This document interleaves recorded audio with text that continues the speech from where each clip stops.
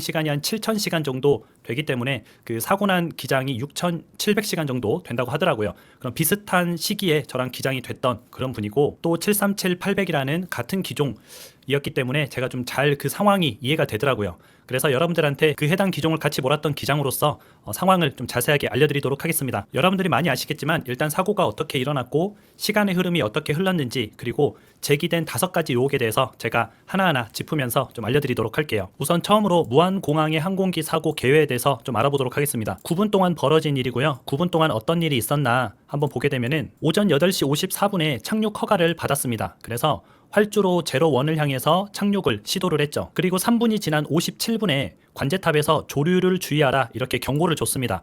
그러면 이 주변의 조류 활동을 관제탑에서도 감지를 했다는 겁니다. 그리고 나서 2분 뒤에 8시 59분에 조종사가 메이데이 메이데이 메이데이를 외쳤습니다. 메이데이는 조난 신호거든요. 이 조난 신호는 긴급한 상황, 당장 조치를 취하지 않으면 항공기가 추락할 수 있는 상황일 때 쓰는 용어입니다. 이거보다 조금 좀 그렇게 급박하진 않은데 조만간 위험할 것 같다 이러면 우리가 펜이라는 용어를 씁니다. 그거보다 더 급박한 상황일 때 메이데이 메이데이 메이데이 이렇게 3번 외치게 돼 있습니다. 그런데 이 말은 8시 59분에 조류가 충돌했다는 말이 아닙니다. 우리가 일단 긴급한 상황이 발생하고 나면은 먼저 비행기 안에서 조치를 취합니다. 항공기를 먼저 컨트롤하는 게 우선이고요. 그 다음에 관제탑에 얘기를 하게 됩니다. 그래서 지금 아마도 버드 스트라이크가 일어나면서 항공기를 조치하고 고어 라운드를 실시를 했겠죠. 그 과정이 끝나고 난 이후에 메이데이 메이데이를 했기 때문에 실제 조류에 충돌한 시간은 아마 관제탑에서 말하자마자 충돌했지 않을까 그렇게 예상이 되고요. 메이데이 뒤에는 꼭 이제 이유를 붙여줘야 됩니다. 메이데이 메이데이 메이데이 버드 스트라이크 고 라운드 이렇게 얘기를 했을 겁니다. 그래서 지금 8시 59분에 새가 부딪힌 게 아니라 8시 59분에는 이미 이제 초동 조치가 끝나고 비상을 선언한 상태다라고 보시면 되고요. 그리고 2분 후에 9시 1분에 2차 착륙 허가를 받았습니다. 그래서 비행기가 돌아서 바로 이제 활주로로 착륙을 시도를 한 거죠. 그리고 9시 2분에 착륙을 했으니까 1분 후죠. 거의 뭐 활주로 상공에서 착륙 허가를 받았다라고 보시면 되고요. 비행기는 평균 이제 700에서 800 FPM으로 강화를 하거든요. 이 FPM이 뭐냐면은 피트 퍼 미닛입니다. 1분에 몇 피트가 떨어지느냐, 1분에 700에서 800피트 정도 떨어지는 비율로 강화를 하는 거죠. 그러면은 뭐 1분 안에 닿았다는 말은 비행기가 1000피트 아래에 있다. 굉장히 낮은 고도입니다. 1000피트 같은 경우는 불이 나도 그냥 내리는 고도입니다. 그만큼 긴급한 고도인데 고도가 굉장히 낮았다라고 볼 수가 있는 거죠. 그리고 이제 착륙한 지 1분 후에 앞에 이제 콘크리트 둔덕에 부딪히면서 항공기가 충돌을 했죠. 전반적인 개요는 이렇습니다. 그런데 이제 여기에서 제기된 의혹들이 있어요. 5가지 의혹이 있는데, 첫 번째로 1차 접근 시에는 랜딩 기어가 내려왔다. 그런데 2차 때는 왜 안 내려왔나? 혹시 안 내린 것 아니냐라는 의문이 제기가 됐습니다. 그런데 사고 비행기에 자세히 찍힌 사진을 보면요, 여기 이 뒤쪽으로 불꽃 화염이 나오고 있습니다. 어떤 사진에서는 오른쪽 엔진만 버드 스트라이크, 새에 당했다, 왼쪽 엔진은 살아있었다 이렇게 말하는 경우도 있는데요. 지금 이 사진은 우리가 이제 배 밑에서 본 거니까 이쪽이 오른쪽입니다.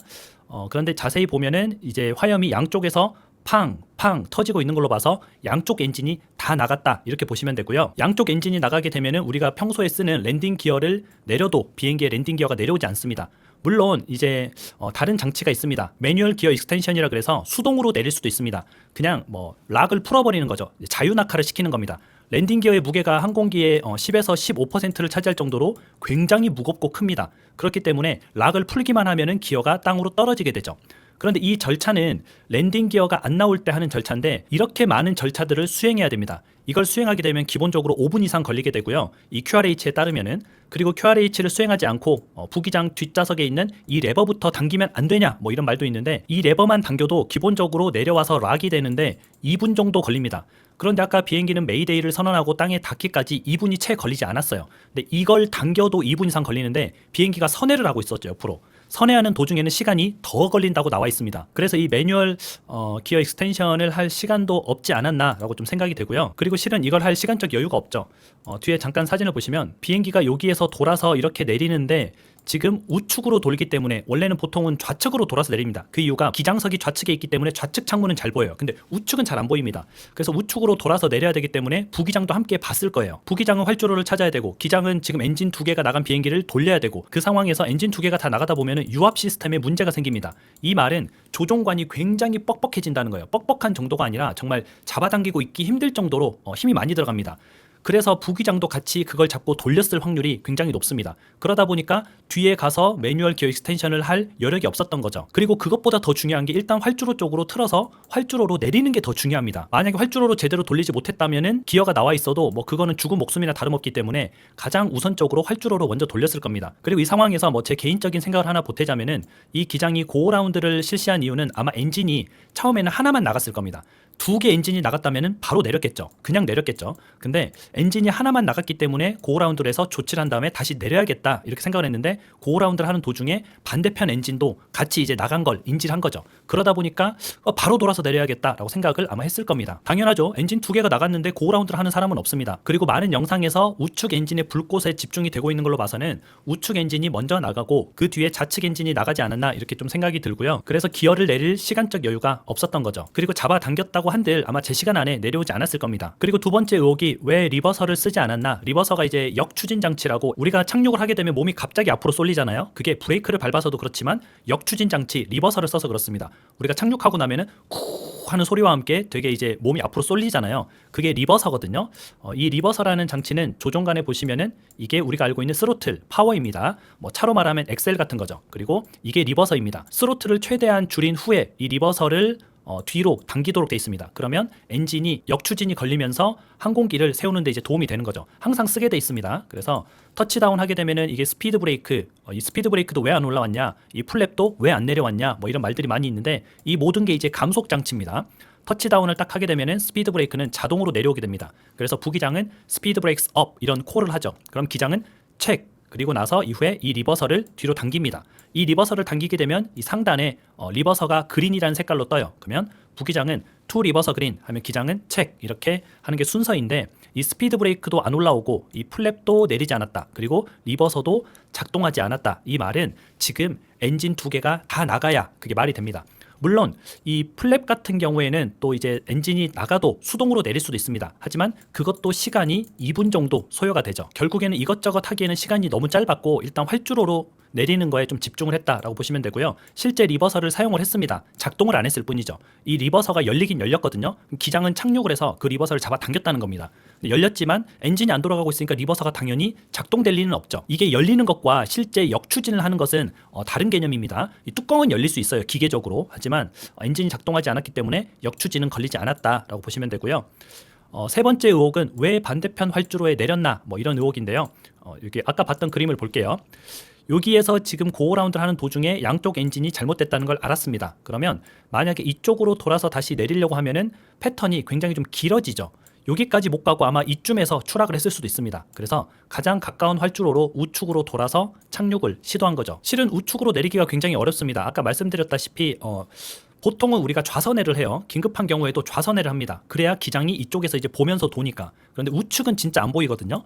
우리가 이제 김해공항에 접근할 때도 이런 비슷한 절차가 있습니다. 우측으로 돌아서 내리는. 그래서 이제 부기장이 항상 확인을 같이 해줘요. 높이가 맞는지 틀린지 같이 확인을 해주는 절차가 있는데 그런 것처럼 우측으로 돌아서 내리는 게 힘듦에도 불구하고 우측을 선택할 수밖에 없었던 이유는 너무 낮은 고도 때문에 그럴 수밖에 없었다라고 보시면 될 것 같습니다. 그리고 이제 왜 활주로 중간에 내렸냐, 활주로 끝에서 내렸으면 여유가 충분하지 않았냐 이런 말을 하는데 우리가 일단 두 엔진이 나가면 무조건 활주로 방향으로 틀도록 하고 있습니다. 우리가 활주로를 최대한 활용하기 위해서 저기 좀 나가서 이렇게 돌아서 이렇게 와야지라고 생각할 만한 여유가 없는 거죠. 그리고 실제 이렇게 시도를 했다가 만약에 활주로에 도달하지 못하면 그거는 그냥 전원 사망입니다. 그런데 보통은 어떻게든 활주로 상공에만 내리면은 일단 미끄러지면서 가서 살긴 살거든요. 이제 최대한 많은 인원을 살릴 수 있는 방법이기도 합니다. 그래서 최대한 활주로로 빨리 틀었다. 내가 엔진이 2개가 나갔는데 이 비행기가 얼만큼 버텨줄지 얼만큼 활공해줄지 이거는 세상 어느 조종사도 판단을 할 수가 없습니다. 그렇기 때문에 가장 빠르게 활주로를 향해서 선회를 한 것은 당연히 잘한 일이고요. 그러다 보니까 활주로의 이제 중간 부분에 터치다운을 해서 좀 활주하는 거리가 좀 부족하긴 했죠. 하지만 이거는 하나의 아쉬운 점일 뿐이지 이게 참사로 이어지는 주된 요인은 아니었다는 거죠. 그 이유가 저도 무안공항에 비행을 자주 가서 알고 있는데 무안공항이 아래쪽으로 여유가 굉장히 많습니다. 그래서 중간에 내렸다고 한들 내리기만 했다면은 충분히 제동거리를 확보해서 멈출 수 있었다라고 저도 생각을 했을 것 같거든요. 여러분도 보시기에 지금 그냥 쭉 미끄러져 갔으면은 이게 지금 콘크리트 둔덕입니다. 이게 없는 상태에서 쭉 그냥 미끄러져 갔으면은 충분히 감속을 할 수 있는 공터 같은 넓은 곳이 있단 말이죠. 그래서 저게 콘크리트 둔덕 때문이지 중간에 내려서는 아니다라고 보시면 될 것 같고요. 다섯 번째 의혹이 왜 바다에 내리지 않았나 이 말씀을 하시는 분들, 특히 이제 해외에서 그런 말씀을 하시는 분들이 굉장히 많이 있습니다. 그런데 일단은 여기서 이제 고라운드를 했죠. 그리고 돌아서 이렇게 내렸습니다. 지금 이런 식으로 내렸는데 만약에 이 이제 선을 바깥에까지 핀다고 하면은 여기에 닿을지 말지 약간 애매한 선입니다. 이곳에 추락했을 가능성이 굉장히 높고요. 그리고 설사 바다에 착륙을 한다고 해도 우리가 바다에 동체 착륙을 했던 경우에 생존 확률이 20%였습니다. 그리고 활주로에 동체 착륙을 한 경우가 있죠. 이 경우에는 생존 확률이 90%예요. 활주로에 일단 동체가 제대로 내리기만 하면은 생존 확률이 90%였다는 거죠. 그러면 여러분은 생존 확률이 20%인 바다로 가야겠어요? 아니면은 생존 확률이 90%인 활주로로 와야겠어요? 내가 활주로 상공에 있는데 활주로로 가야지 이걸 버리고 바다로 가는 것은 굉장히 좀 무모한 짓이죠. 오히려 바다 쪽을 향했다면 바다까지 가지 못하고 부딪혔을 만한 굉장히 낮은 고도였다 이렇게 생각하시면 될 것 같습니다. 실은 조종사는 최고의 동체 착륙을 실시했습니다. 제가 봤을 때는 역사상 가장 훌륭한 동체 착륙을 했다 이렇게 생각이 들고요.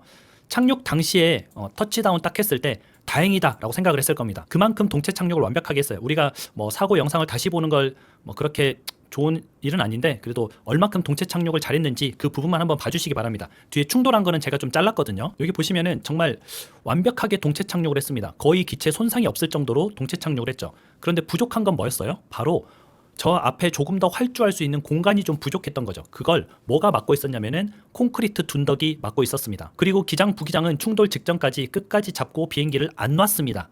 그걸 우리가 어떻게 알 수 있느냐? 여기 확대해서 보시면은 이게 칵핏 사진인데 여기 보이시는 이 팔이 있죠. 팔이 앞을 잡고 있습니다. 이 말은 몸이 앞으로 쏠리는 걸 막고 리버설을 당기고 있었다는 뜻이죠. 자세가 이 자세거든요. 그러니까 끝까지 리버설을 잡고 비행기를 세우려고 했습니다. 이 말을 하니까 굉장히 저도 좀 감정이 북받쳐서 좀 차오르는데 기장은 끝까지 비행기를 세우려고 노력을 한 거죠. 그런데 이제 조종사가 모른 것이 있었다면 무항공항의 콘크리트 둔덕입니다. 이건 저도 몰랐습니다. 저도 당연히 몰랐던 사항이기 때문에 많은 조종사들도 크게 인지하지 못했을 겁니다. 여기 보시면 2m 상당의 콘크리트가 이 둔덕 안에 숨어 있는데 이건 KTX가 와서 부딪혀도 KTX가 폭발할 정도입니다. 그래서 이게 주된 폭발의 원인이고요. 이 콘크리트 둔덕은 로컬라이저라는 비행기가 이제 접근할 때 좌우를 맞춰주는 이제 전파 신호 장비거든요. 이걸 설치하기 위해서 콘크리트 둔덕을 설치한 건데 지금 전 세계 어딜 봐도 이 콘크리트 둔덕 위에 설치한 곳은 없습니다. 구글에 로컬라이즈 안테나라고 치니까 다 이렇게 나오죠. 보시면은 다 이제 부서지기 쉬운 젓가락 같은 그런 모양이죠. 이렇게 설치가 되어 있습니다. 작아서 잘 안 보이시니까 제가 조금 크게 보여드릴게요. 비행기가 이걸 밀고 갔다면은 그냥 두두두두두 하고 밀고 갈 정도로 아무것도 아닙니다. 그런데 콘크리트 둔덕을 만들어 두니까 그곳에 부딪힌 거죠. 이 콘크리트 둔덕은 무항공항에만 있는 게 아닙니다. 포항, 여수, 광주공항에도 콘크리트 둔덕이 있습니다. 우리가 원래 이렇게 생겨야 되는데 지금 여수공항 같은 경우에 보면은 정말 뭐 거대한 성벽 같이 이렇게 만들어져 있습니다. 여기에 비행기가 부딪히면 당연히 폭발을 할 수밖에 없죠. 그래서 지금 이렇게 콘크리트 둔덕이 설치된 이런 공항들의 구조물을 전부 다 부수고 이제 우리가 이렇게 바꿔야 된다라고 말씀을 꼭 드리고 싶고요. 그리고 이제 또 아쉬운 점은 국내 공항에는 이마스가 없습니다. 해외에는 이마스가 많습니다. 그러다 보니까 지금까지 450명이 저 이마스를 통해서 생존을 했습니다. 이마스가 뭐냐면 활주로를 지나고 나서 완충지대인데 완충지대를 이렇게 잘 부서지게 해놨습니다. 비행기가 그 위로 올라가면 부서지면서 약간 늪같이 이제 되는 거죠. 그러면 감속하는데 굉장히 도움이 되겠죠.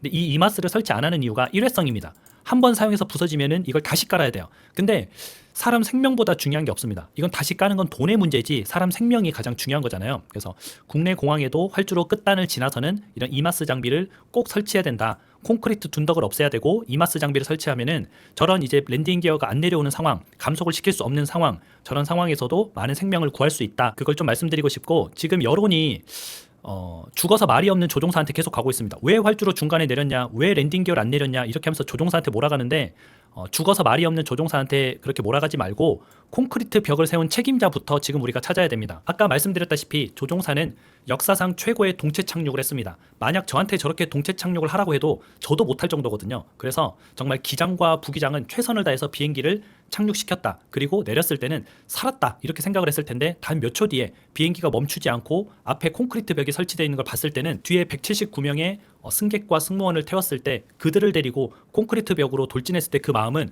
우리가 아마 헤아리기 힘들 겁니다. 그리고 많은 해외 언론 및 전문가들이 이 참사의 주 원인은 콘크리트 둔덕이라고 얘기를 하고 있습니다.